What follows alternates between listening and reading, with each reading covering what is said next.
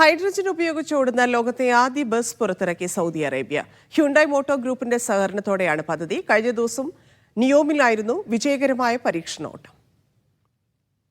നിയോമിലെ പ്രധാന പദ്ധതികളിലൊന്നായ ട്രോജന project ഏരിയയിലായിരുന്നു പരീക്ഷണോട്ടം. NEOM smart city പദ്ധതിയുടെ ഭാഗമായാണ് പുതിയ നീക്കം. ലോകത്താദ്യമായാണ് ഹൈഡ്രജൻ ഉപയോഗിച്ചോടുന്ന ബസ്സുകൾ നിരത്തിലിറങ്ങുന്നത്.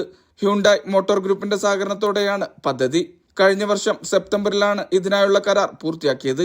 പരിസ്ഥിതി സൗഹൃദ വാഹനങ്ങൾ, ആധുനിക സൗകര്യങ്ങൾ ഉപയോഗപ്പെടുത്തിയുള്ള യാത്ര തുടങ്ങിയവയുടെ ഭാഗമായാണ് പുതിയ പദ്ധതി.